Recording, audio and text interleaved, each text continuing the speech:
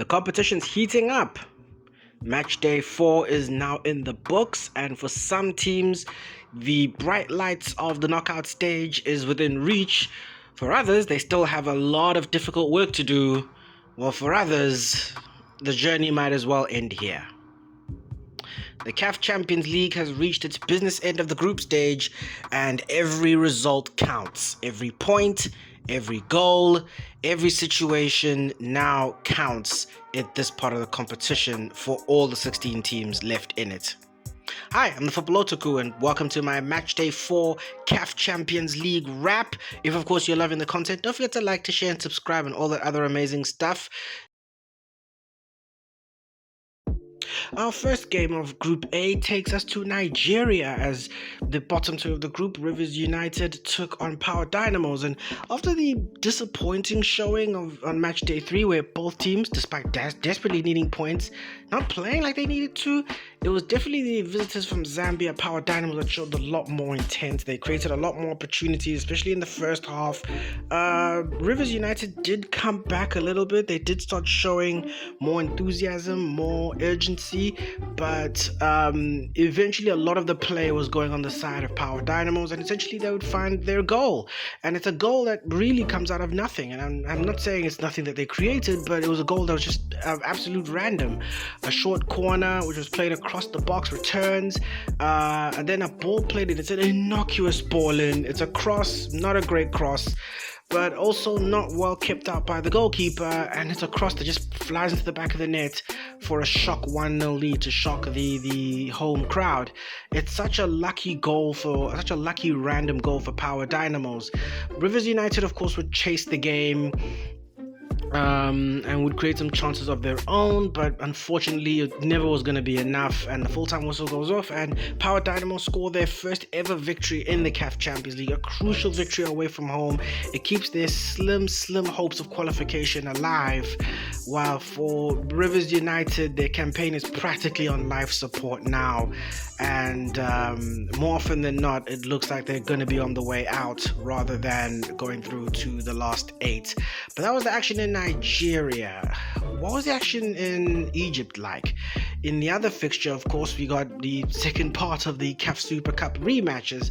This is Pyramids hosted RS Berkane, and unlike the other match where a lot of teams didn't really show much, in this match Pyramids definitely showed out as African champions, and they got the first goal of the game. They got it quite early too, with a cross played into the area, and Nasir being able to leap highest to head past the Berkane goalkeeper to finally break the deadlock and 1-0 to the African champions.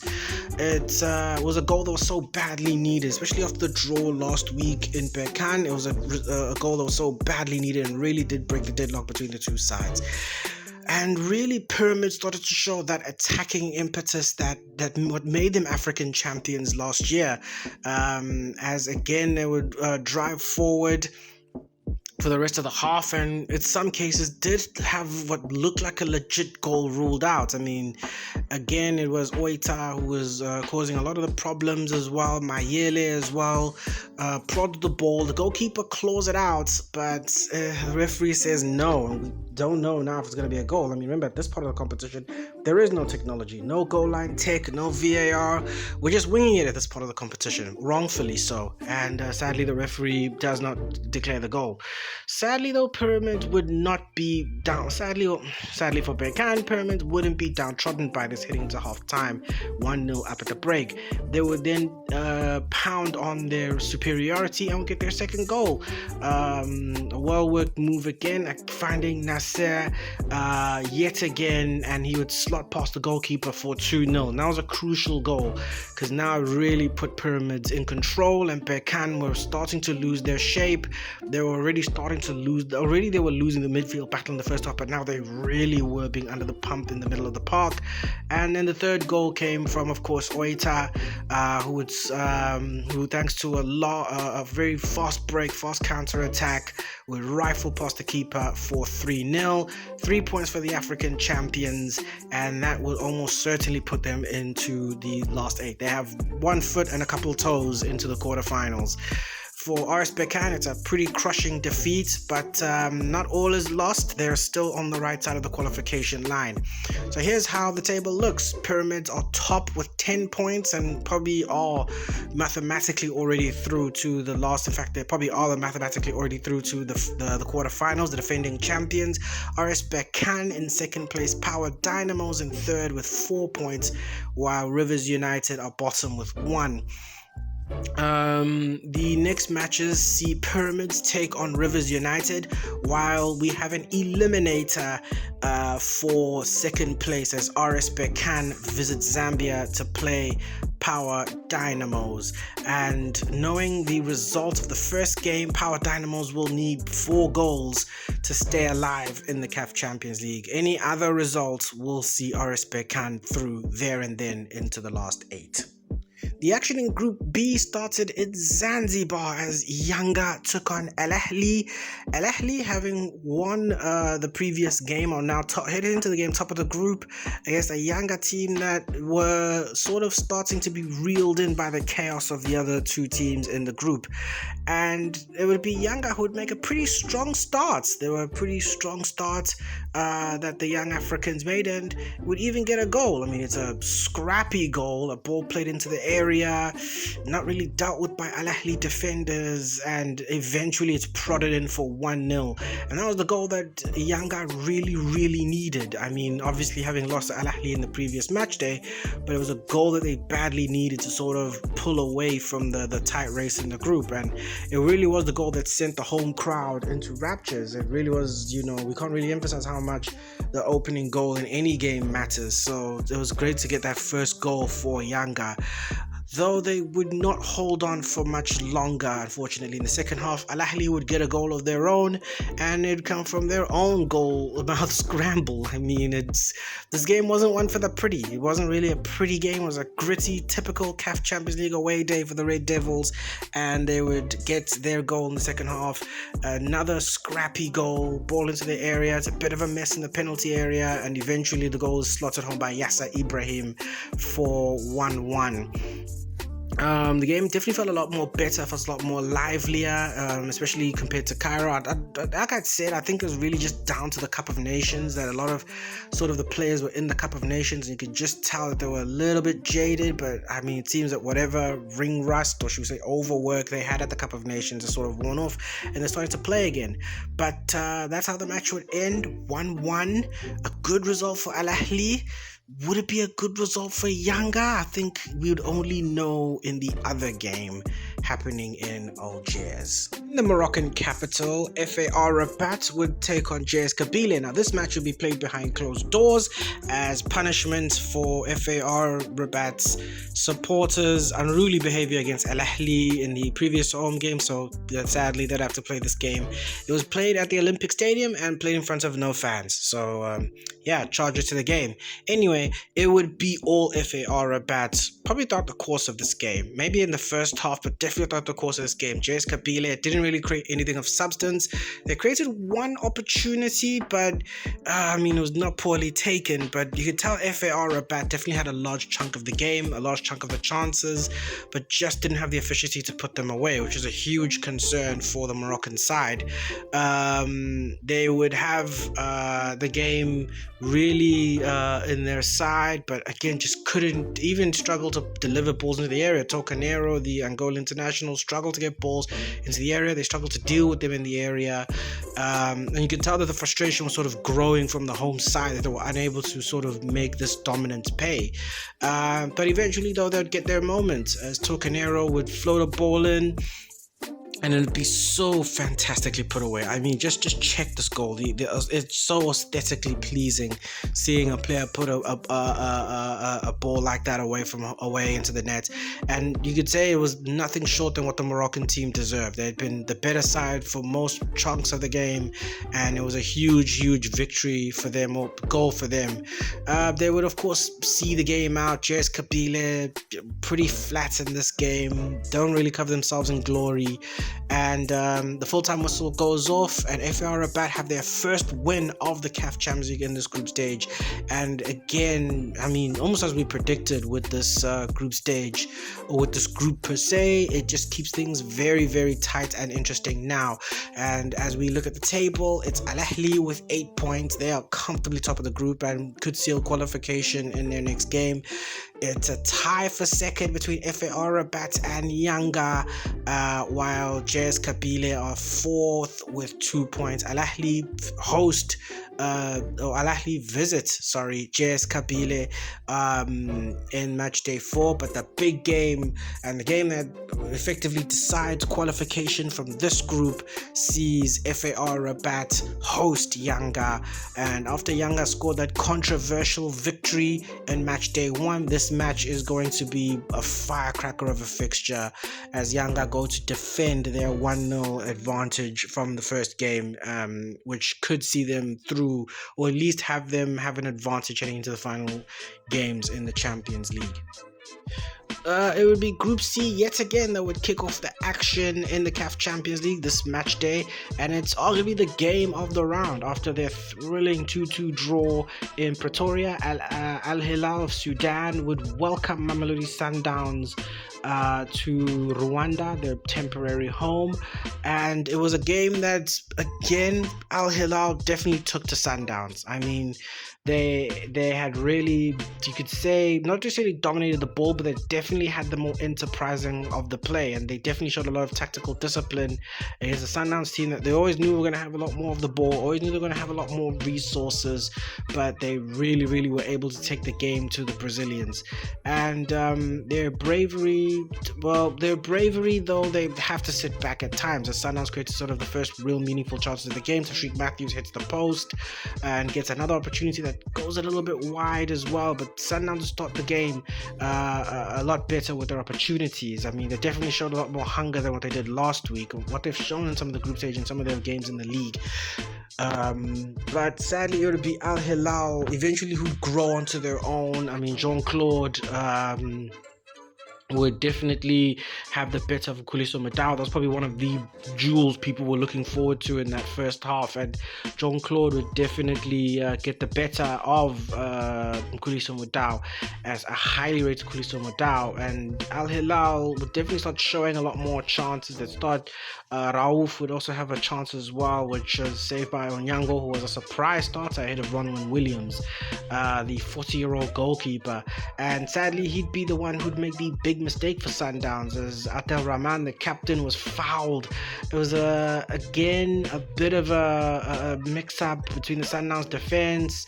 Abdel Rahman was in, and then he would be taken out by Onyango. It's a soft call, but by the letter of the law, it's right, and the referee kind of got the call right. It was a penalty, and Abdel Rahman, who's been catching a bit of flack lately on the domestic level, especially since the Cup of Nations, was able to put the ball in the back of the net and score crucially just before the break for Al Hilal. And I always mention this, how important it is to score in the last 10 minutes of the first half or the first 10 minutes of the second half.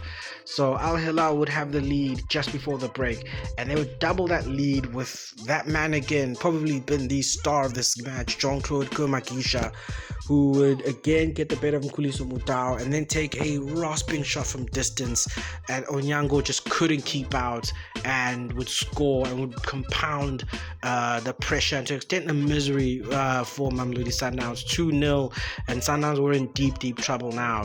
Cardoso would try to earn his paycheck by subbing on Artur Salles, the Brazilian, and he'd get the goal. It comes from a bit of a lapse in concentration that Sundowns would, or any good team would, capitalize in, and Sundowns would show flashes of quality, and eventually Artur Salles would knock it in for 2-1. Sadly though, it was never going to be enough, and for Al Hilal, it's a massive victory. Their first victory over Sundowns in the CAF Champions League tournament proper. Their only other victory was in the groups, was in the qualifiers in 2008.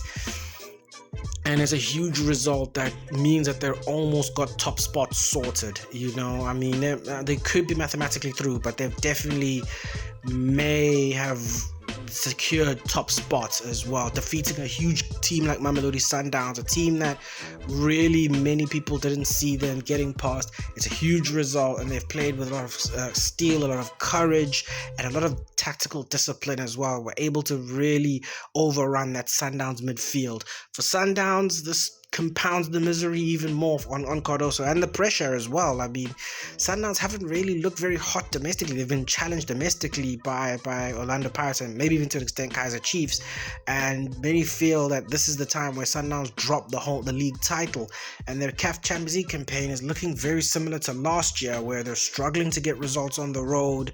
They look very inconsistent, and now are yet again in a very awkward situation where they're relying on results elsewhere and needing to get big points and big results in big places. And the worst part of the Sundowns team is the capability isn't there. This is where Cardoso now earns his paycheck, because the last thing Sundowns need after what has been a pretty trying season by their standards is to crash out at this part of the competition, which shouldn't be happening. But again, it's a huge win for Al Hilal. But what happens now? We now go to the next game, which was in actually Algiers, the Algerian capital. Well, after their shocking victory last week, Lupopo made the trip to the Algerian capital to face Maloudia Club. And it's a Maloudia Club that, despite having Rulani Mukwena on their side and a glowing domestic record, they had been struggling on the continental level. And after their shock defeat, needed a victory to keep their competition hopes alive. Lupopo, having of course heard about the result in the other game, would of course know that victory, or the unlikelihood of victory, would definitely strengthen their chance at going through to the knockout stage of the CAF Champions League, and they would be pretty enterprising. I mean, they did have some chances as well, did irritate Maloudia Club at some point, but Maloudia Club definitely was the best I've seen them in this group stage in this game. They looked very, very good. They looked very, very solid as well. But they really weren't getting that payday. They weren't getting the end product, and that's what happened at half time when we went into the changing room for the Oranges at 0-0. And you could tell the frustration amongst the Maloudia Club supporters. I mean, there were whistles and boos at half time, and really you felt Maloudia Club had to turn up, and they did. Eventually they would get their goal. It's a move that really, you can tell in the second half, Maloudia Club started getting more and more, keeping the ball more and more, started having more and more intent, and eventually they'd get their goal.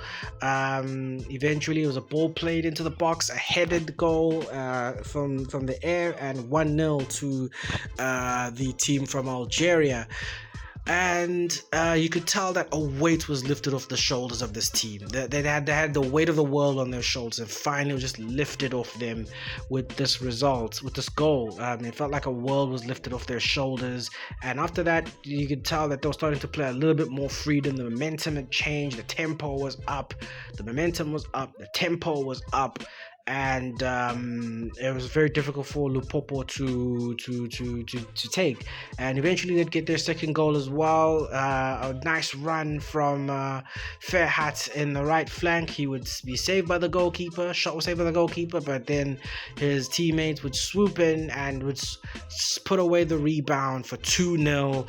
And surely then it was game over. And you can just tell again the relief and the joy of the support. I mean, even Rulani sprinted all the way from his dugout to the to celebrate with his player Zakaria, who'd actually scored the winning goal in the Algerian Super Cup a few weeks back, and really you could tell that it had lifted the weight of the world off their shoulders of the players, and has still kept them alive in the CAF Champions League. They're still alive. The hopes aren't necessarily there 100%, but they're definitely still alive in this competition now with this very important result. In fact, now all three teams are probably still alive at this point.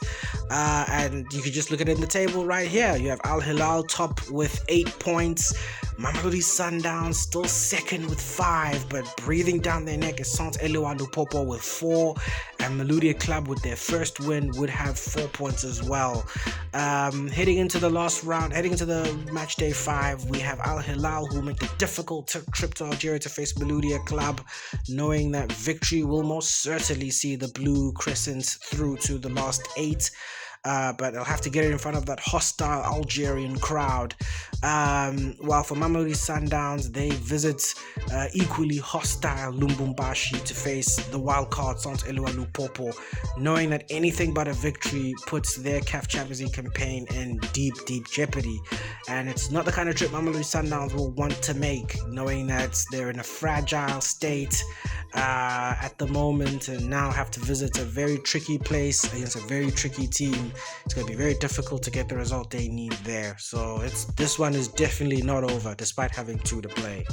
The action in Group D would kick off in the Angolan capital Luanda as Petro Atletico welcomes Stade Malien, and could the shock be on? I mean, they keep shocking them, wowing the continent to the Shrimps from the Malian capital, as they actually did have some chances of their own, and they were pretty enterprising when they could be. I mean, they showed that they were a side that weren't going to be sitting back and defending. They showed a lot of attacking impetus, but it was always going to be all Petro, especially at home.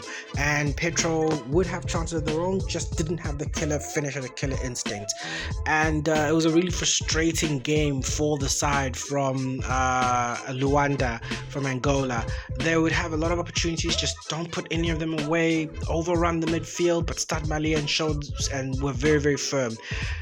They would get a penalty though, did Petro Atletico. They would get a penalty from an infringement in the box, but Benny steps up to the spot and it thunders off the crossbar. Stade Malien get away with one, and that was Petro's best chance gone. I mean, Stade Malien also had produced a great chance of their own. Unfortunately, they were unable to put that away.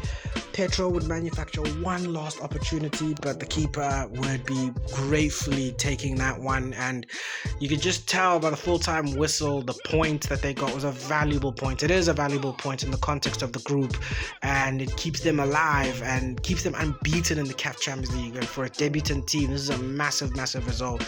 Well, for Petro de Luanda, what started out as a very promising campaign is starting to go real south real quick. They need the results to start clicking quick, and really from a team that was in pot 4, a team that really they thought they were going to get 6 points from, to only get 1 out of this exchange is not a good look. And it's not helping that the other competitor in the group is now starting to turn up after their slow start.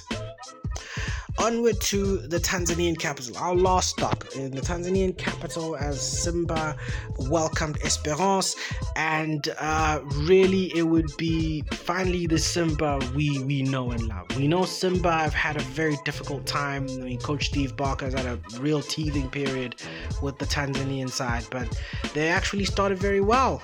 They got their first goal in the first half. It's a scrappy goal. I mean, it's not really dealt with very much, but it's a ball that's slotted in eventually to give Simba the lead, and it's a huge, and you can just hear the roar from the crowd at the Benjamin Mkapa Stadium, and how much that goal meant to Simba after the slow start to the campaign and a game they have to win against a really tough side. To get that 1-0 goal was a huge goal, and they would double their money soon enough at 2-0, and would really put the pressure on Esperance. Again, a goal that doesn't really look very pretty or aesthetically pleasing on the eye, but you still get 1 for it. And this has been the best Simba had played in the CAF Champions League. This is the best 45 minutes of the campaign so far for the team from Tanzania, and they really had Esperance under the cosh, really had them under the pressure. And now for Esperance, the pressure really now is being ramped up. 2-0 down at halftime, away from home. They really need to show urgency, and by that they did. They got their first goal just after about the 60th minute to pull one back. The goal comes from a huge mistake in the defense. I mean, you don't do that. It's a back pass that Diarra collects, rounds the goalkeeper in 2-1. It's practically a free goal, a hospital pass. I mean, this man left his keeper absolutely high and dry, and it would be 2-1 And as they say in football, 2-0 is the most dangerous lead. And Boalia would prove that with a fantastic goal a few moments later.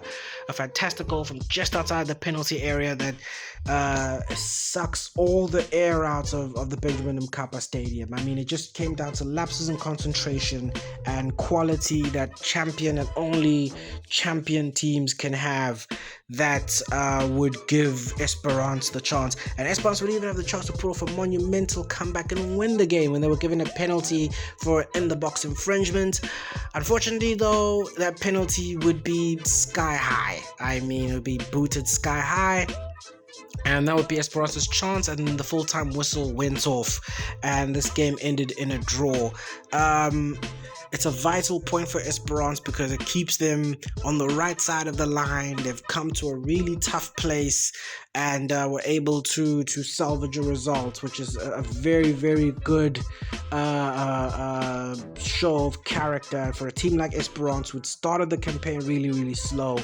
This was the one moment for them that just they needed so badly. They needed this result so badly, and they showed a lot of grit and determination to get this result. For Simba, sadly, I mean, they started really well, but sadly it petered out, couldn't hold on for the 3 points, and they'll be very, very unhappy, especially with some of the goals they gave, some of the opportunities they gave away. They're not going to be very, very happy, and in such an important game, to give away opportunities like that, unfortunately, is really, really, really bad, and really now leaves them with an uphill task. So here's how the Group D lines up. We still have Stade Malien, the underdogs, on top with 8 points, still unbeaten in the group stage, which is absolutely incredible.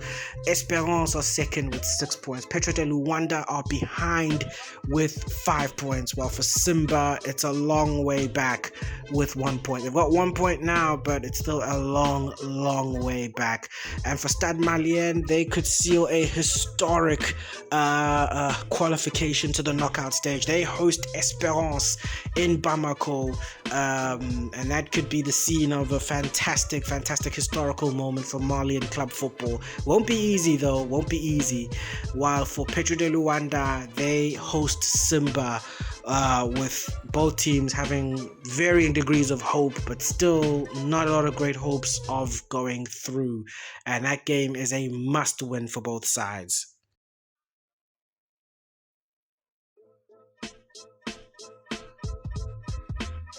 And that's it.